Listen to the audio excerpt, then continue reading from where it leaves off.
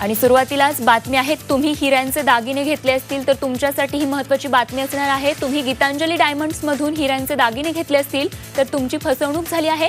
नीरव मोदीने केलेल्या अपहाराच्या वेगवेगळ्या सुरस कथा रोज बाहेर येत आहेत। हा नीरव मोदी आणि मेहुल चोक्सी स्वतः हिऱ्यांचा व्यापार करायचे आणि ते हिरे खरे असल्याचं सर्टिफिकेट देण्यासाठीही त्यांनी स्वतःचीच एजन्सी उघडली होती। मुळामध्ये अशी कुठलीही एजन्सी अस्तित्वातच नव्हती। ग्राहकही या बनावट एजन्सीच्या सर्टिफिकेटवर विश्वास ठेवून निर्धास्तपणे हिरे खरेदी करायचे। ग्राहकांनो लक्षात ठेवा, हिऱ्यांच्या अस्सलपणाचं प्रमाणपत्र देण्याचा अधिकार हा IGL आणि EGL या कंपन्यांना आहे। पण मोदी आणि चोक्सी या मामा भाच्याच्या जोडीनं अनेक ग्राहकांची अशा प्रकारे फसवणूक केली आहे। या दोघांच्या या बनावट प्रमाणपत्राच्या आधारावर ज्यांनी हिरे खरेदी केली आहे त्या हिरे विकायला गेल्यावर त्यांना फक्त 20%च परतावा मिळत होता।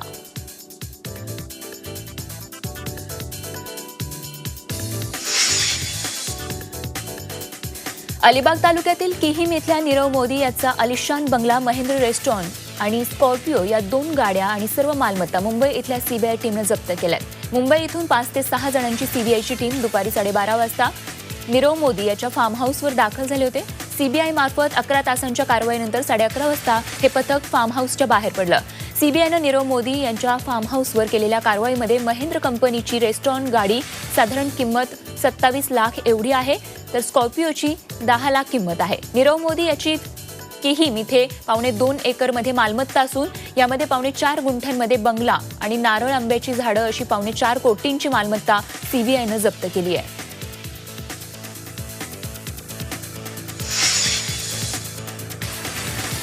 नीरव मोदीनं बँकांना 20,000 कोटींचा गंडा घातला आहे। मात्र देशातल्या एवढ्या मोठ्या घटनेवर केंद्रीय अर्थमंत्री अरुण जेटली काहीच बोलत नसल्याबद्दल काँग्रेसचे नेते पृथ्वीराज चव्हाण यांनी अरुण जेटलींवर जोरदार टीका केली।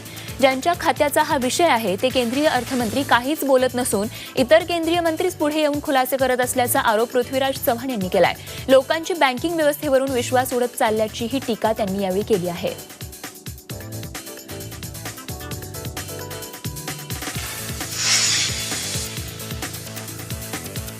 देशातील सर्वात मोठ्या बँक गैरव्यवहारावर अखेर केंद्रीय अर्थमंत्री अरुण जेटली यांनी मौन सोडलंय। ऑडिटर्स, बँक व्यवस्थापन आणि बँकांवर नियंत्रण असलेल्या प्रमुख संस्थांच्या कार्यपद्धतीवर प्रश्नचिन्ह त्यांनी उपस्थित केलंय। बँकिंग व्यवस्थेची फसवणूक करणाऱ्यांना सरकार सोडणार नाही असा इशाराही जेटली यांनी दिलाय। ऑडिटर्स काय करत आहेत असा थेट सवालही जेटली यांनी उपस्थित केलाय। अंतर्गत आणि बाहेरचे ऑडिटर्स बँकेतील गैरव्यवहार पकडू शकणार नसतील तर चार्टर्ड अकाउंटंटनी आत्मपरीक्षण करण्याची गरज असल्याचं मला वाटतं असा चिमटा जेटली यांनी काढलाय। जेटली यांनी रिझर्व्ह बँकेलाही अप्रत्यक्षपणे फटकारलाय। बँकांमधील अनियमितता पकडली जावी यासाठी कोणत्या प्रकारची नवीन प्रणाली आणता येईल याचा विचार पर्यवेक्षण करणाऱ्या संस्थांनी करण्याची गरज असल्याचंही जेटली म्हणाले। दिल्लीमध्ये association of developing financing institution in Asia and Pacific या संस्थेच्या वार्षिक समारंभात जेटली बोलत होते। यावेळी बँकांमधील कर्ज घोटाळ्यांवर जेटली यांनी प्रथमच मतप्रदर्शन केलं।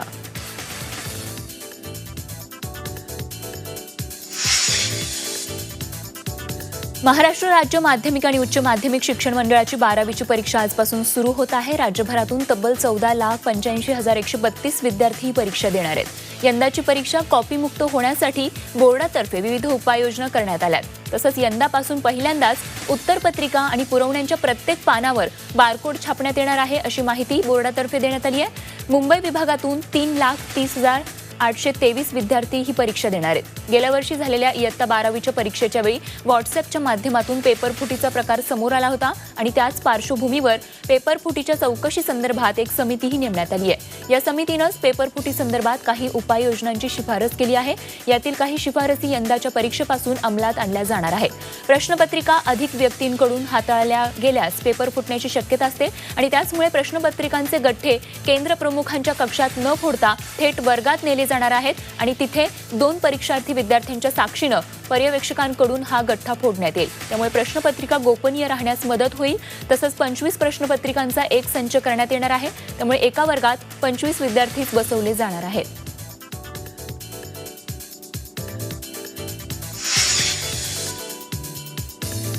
राज्यामध्ये पुन्हा एकदा गारपिटीचा इशारा देण्यात आलाय। उत्तर महाराष्ट्रातील 5 जिल्ह्यांमध्ये हवामान खात्यानं गारपिटीचा इशारा दिलाय। 23 फेब्रुवारीपासून गारपिटीचा अंदाज व्यक्त करण्यात आलाय। 5 जिल्ह्यांमध्ये गारपिटीचा इशारा देण्यात आलाय। उत्तर महाराष्ट्र, औरंगाबादमध्ये अलर्ट जारी करण्यात आला आहे। त्यामुळे शेतकऱ्यांनो पिकांची काळजी घ्या।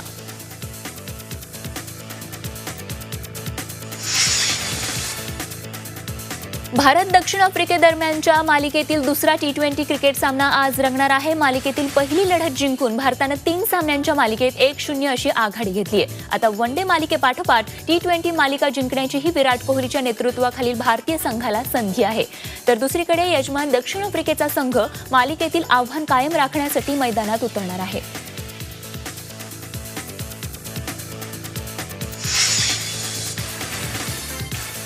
मुंबई विमानतळ आणि नवी मुंबई विमानतळ हे 2 विमानतळ भविष्यात मेट्रोने जोडले जाणार आहेत. मेट्रो 8 या मेट्रो मार्गानं ही विमानतळ जोडली जाणार आहेत. तसंच मेट्रो 7A या एक्सटेन्शन मार्गानं अंधेरी ते मुंबई विमानतळ जोडलं जाणार आहे.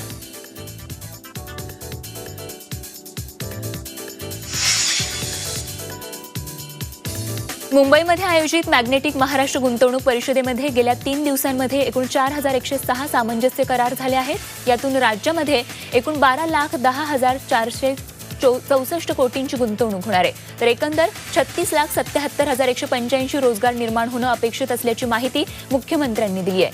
दरम्यान मॅग्नेटिक महाराष्ट्रमध्ये रत्नागिरी जिल्ह्यातल्या नाणार रिफायनरी प्रकल्पासंदर्भात सामंजस्य करार झालेला नसल्याचं मुख्यमंत्र्यांनी यावेळी स्पष्ट केलंय. नाणार प्रकल्पाबाबत स्थानिकांशी चर्चा करू आणि मगच सामंजस्य करार करू असं मुख्यमंत्र्यांनी यावेळी स्पष्ट केलं. तर लातूरमध्ये रेल्वे डबे निर्मितीचा कारखाना उभारण्याबाबत राज्य सरकारचा MIDC विभाग आणि रेल्वे मंत्रालय यांच्यामध्ये 600 कोटींचा करार परिषदेमध्ये करण्यात आलाय आणि या कारखान्यासाठी MIDCची जागा उपलब्ध करून देणार असून तिथे रेल्वेद्वारे डब्यांची बांधणी केली जाणार आहे.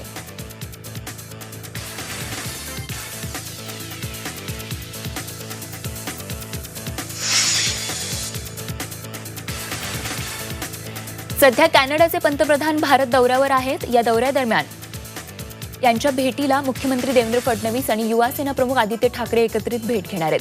एकीकडे शिवसेना आणि भाजपमध्ये वाढलेली दरी, त्यात मॅग्नेटिक महाराष्ट्राचं नसलेले उद्धव ठाकरेंना निमंत्रण, या पार्श्वभूमीवर मुख्यमंत्री आणि आदित्य ठाकरे यांची समोरासमोर नजर भिडणार आहे. त्यामुळे नव्या राजकीय चर्चा आता उमटणार हे नक्की.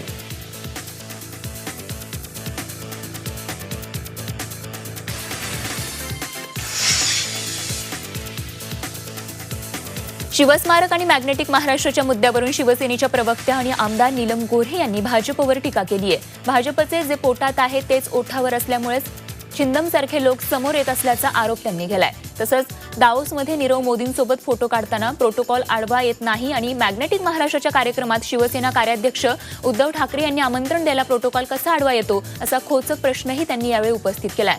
भाजपच्या सत्तेचोरांना अच्छे दिन असल्याचा घणाघातही त्यांनी भाजपवर केला.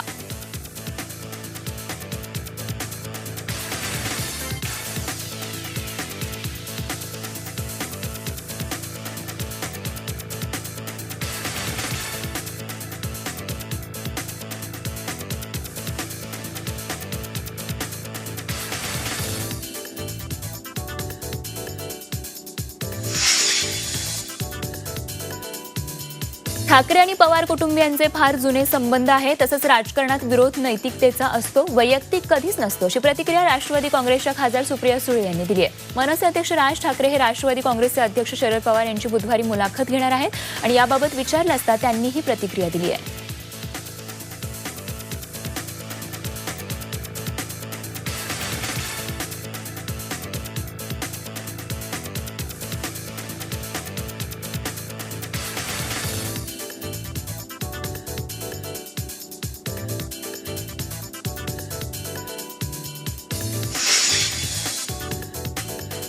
उस्मानाबादच्या उमरग्यात आरोपीप्रमाणे पाटी घेऊन गारपीटग्रस्त शेतकऱ्यांचे फोटो काढण्याचा प्रताप अधिकाऱ्यांनी केला होता आणि याचवरून विरोधकांनी सरकारवर हल्लाबोल केलाय. शेतकऱ्यांची पोरं मंत्रिमंडळात नसल्यानं अशी अवस्था झाल्याची टीका विधान परिषदेचे विरोधी पक्षनेते धनंजय मुंडे यांनी केली आहे. तर या प्रकरणावरून आता सरकारनं सारवासारव करण्याचा प्रयत्न केलाय. कृषी अधिकाऱ्यांनी असं का केलं याचा अहवाल मागवणार असल्याचं कृषी राज्यमंत्री सदाभाऊ खोत यांनी म्हटलंय. तर सरकारच्या बदनामीसाठी हा प्रयत्न करण्यात आला का अशी शंका उस्मानाबादचे पालकमंत्री अर्जुन खोतकर यांनी उपस्थित केली आहे.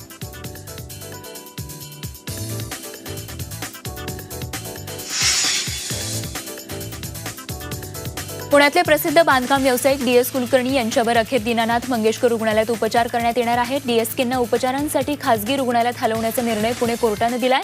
चांगले वैद्यकीय उपचार मिळावेत हा रुग्णाचा अधिकार आहे असं सांगत कोर्टाने खासगी रुग्णालयात उपचारांसाठी हलवण्यास मान्यता दिली आहे. डीएसके 23 फेब्रुवारीपर्यंत दीनानाथ मंगेशकर रुग्णालयात उपचार घेतील. त्यांना 23 तारखेला सकाळी ससूनमध्ये पुन्हा आणण्यात येईल. त्यावेळी पुन्हा डीएसकेची वैद्यकीय तपासणी होईल आणि त्यानंतर वैद्यकीय तपासणीचा अहवाल कोर्टात सादर केला जाईल. त्यावर कोर्ट निर्णय देईल. त्यावेळी जर डीएसकेची प्रकृती पोलीस तपासासाठी ठीक असेल तर कदाचित त्यांची पुन्हा पोलीस कोठडीत रवानगी होण्याची शक्यता आहे. पुढचे 2 दिवस डीएसके न्यायालयीन कोठडीत खासगी रुग्णालयात उपचार घेणार आहेत आणि त्याआधी सकाळी डीएसकेनं ससून रुग्णालयात वैद्यकीय तपासणी करण्यासाठी दाखल करण्यात आलं. ससूनच्या 10 डॉक्टरांच्या टीमनं डीएसकेच्या प्रकृतीची तपासणी केली आणि अहवाल दिलाय.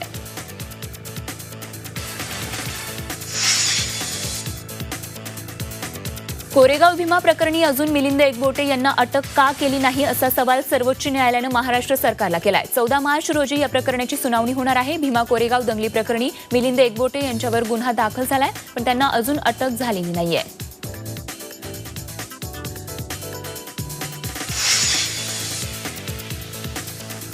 ठाणे महापालिका सभागृहात आपल्या विरोधात अविश्वास ठराव आणून आपल्या बदलीसाठी राज्य सरकारकडे ठराव पाठवा असं भावनिक आवाहन ठाणे पालिका आयुक्त संजीव जयस्वाल यांनी महासभेत केलं. काही ठराविक नगरसेवक माझी बदनामी करत असून मला काम करू दिलं जात नाही असा आक्षेपही संजीव जयस्वाल यांनी केलाय.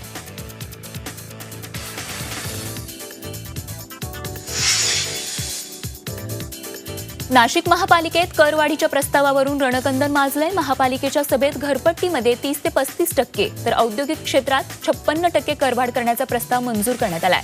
गेल्या 18 वर्षातली ही सर्वात मोठी करवाढ ठरली आहे. शिवसेनेसह विरोधकांनी त्याला जोरदार विरोध केला. मात्र बहुमताच्या जोरावर भाजपनं हे प्रस्ताव मंजूर करून घेतले आणि त्याचाच निषेध करत विरोधकांनी सभात्याग केला. दरम्यान पालिका सत्ताधारी भाजपनं दरवाढीचे प्रस्ताव मंजूर केले असले तरी जनआंदोलनाद्वारे त्याला आपला विरोध सुरूच राहील असं शिवसेनेनं सांगितलंय.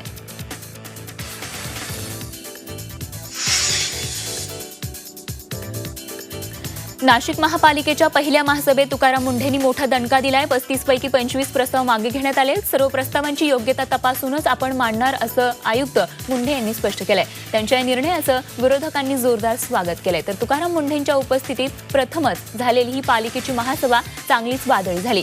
जुना विकास आराखडा रद्द करून नवा आराखडा तयार करण्यासंदर्भात महापौरांनी आयुक्तांना आदेश दिले. यावेळी विरोधकांनी महापौरांच्या जवळ जाऊन जाब विचारला.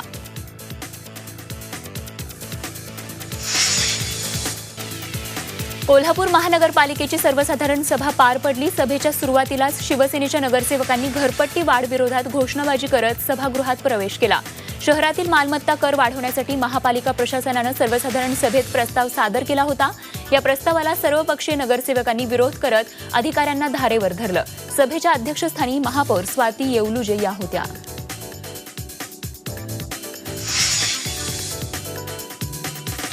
मनसेला जय महाराष्ट्र करून शिवसेनेत दाखल झालेल्या त्या 6 नगरसेवकांच्या बाबत कोकण विभागीय आयुक्तांनी दिलेला निर्णय बेकायदेशीर असल्याचा दावा करत महाराष्ट्र नवनिर्माण सेनेने मुंबई उच्च न्यायालयात याचिका दाखल केली आहे. शिवसेनेत दाखल होण्याच्या या प्रक्रियेला कोकण विभागीय आयुक्तांनी मान्यता दिली होती. मनसेचे सरचिटणीस शिरीष सावंत यांच्या वतीनं ही याचिका हायकोर्टात दाखल करण्यात आली आहे. ही याचिका न्यायमूर्ती अभय ओक आणि न्यायमूर्ती PN देशमुख यांच्या खंडपीठापुढे सुनावणीसाठी सादर करण्यात आली. यावर पुढील आठवड्यात सुनावणी होण्याची शक्यता आहे.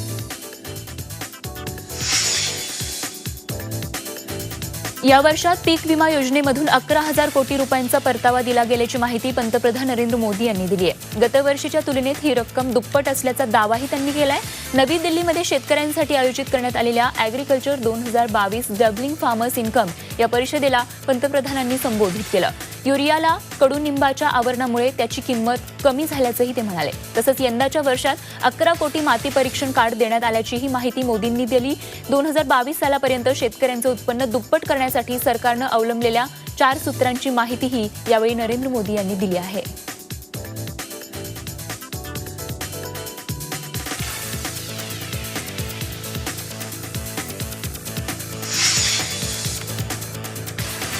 इंडोनेशियाच्या माउंट सिनाबंग या जागृत ज्वालामुखीमधून लाव्हा, धूर आणि राखेचा उद्रेक पुन्हा एकदा सुरू झालाय. उत्तर सुमात्राच्या काबाजाहे या शहराच्या नजीक असलेल्या ज्वालामुखीच्या उद्रेकाची ही दृश्य सोशल मीडियावर व्हायरल झाली आहेत. हा उद्रेक इतका भयंकर होता की राखेचं 5,000 मीटर उंच कारंजे बघायला मिळाले. या ज्वालामुखीमुळे माउंट सिनाबंगच्या परिसरात असलेल्या अनेक गावांमध्ये राखेचे थर जमा झालेत. तर या राखेपासून अपाय होऊ नये म्हणून ग्रामस्थ मास्क घालूनच राहत आहेत.